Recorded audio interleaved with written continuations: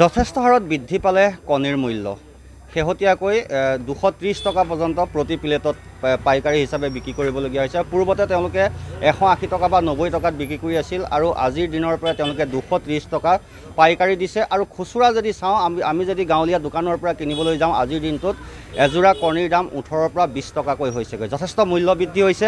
মোৰ সহযোগীয়ে দেখাব, মই কণীৰ পাইকাৰী দোকানত উপস্থিত আছোঁ। এয়া হৈছে গহপুৰ ডেইলি মাৰ্কেটৰ কণীৰ যি পাইকাৰী বজাৰ, সেয়া পৰিৱেশ দেখাইছোঁ। প্ৰথমে এগৰাকী গ্ৰাহক কণী ক্ৰয় কৰিবলৈ আহিছে। দাদা, কণীৰ যথেষ্ট মূল্য বৃদ্ধি হৈছে, গতিকে কেনেকুৱা এক সমস্যা হ'ব আপোনাৰ?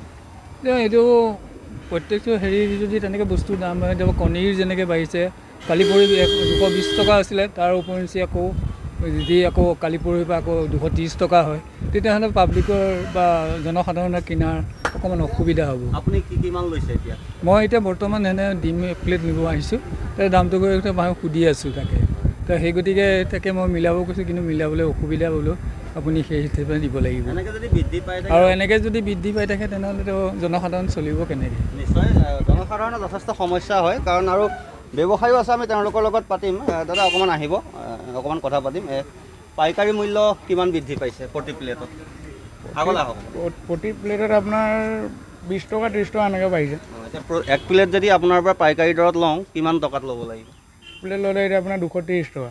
পূৰ্বতে কিমানত বেচিছিলে? পূৰ্বতে আপোনাৰ 180 200 এনেকৈ চলি আছিলে পাইকাৰী ৰেট। যদি খুচুৰা দোকানীবিলাকে, গাঁৱৰ দোকানীসমূহে ধৰি লওক 5 প্লেট কণী ক্ৰয় কৰিবলৈ আহিলে 230 টকা দি আপোনালোকৰ পৰা ল'লে, তেওঁলোকেতো যোৰা 18 পৰা 20 টকাকৈ বেচিব লাগিব। আচলতে কিহৰ কাৰণে বৃদ্ধি পাইছে কণীৰ মূল্যটো? কণীৰ মূল্য আপোনাৰ কি ক'ব, আপোনাৰ প্ৰডাকশ্যন কমি গৈছে মালৰ, সেইটো কাৰণে দাম জেগাতে বাঢ়ি গৈছে। ক'ৰ পৰা বন্ধ? আমাৰ কোচবিহাৰৰ পৰা। এতিয়া কেনেকুৱা, যেতিয়া কণীৰ দাম বৃদ্ধি পালে পাইকাৰী হিচাপত, এতিয়া ব্যৱসায়ীসকল খুচুৰা নিবলৈ আপোনালোকৰ তালৈ আহে বা গ্ৰাহকসকলো আহে, কেনেকুৱা সমস্যা হৈছে? এতিয়া কি ক'ব, কাষ্টমাৰ এতিয়া নেবেচোঁ বুলি কয়, কিছুমানে গুচি গৈছে, কিছুমানেতো নিছে 10 টকা বেচিছে, 10 টকা 12 টকা এনেকৈ কিছুমানে বেচি আছে।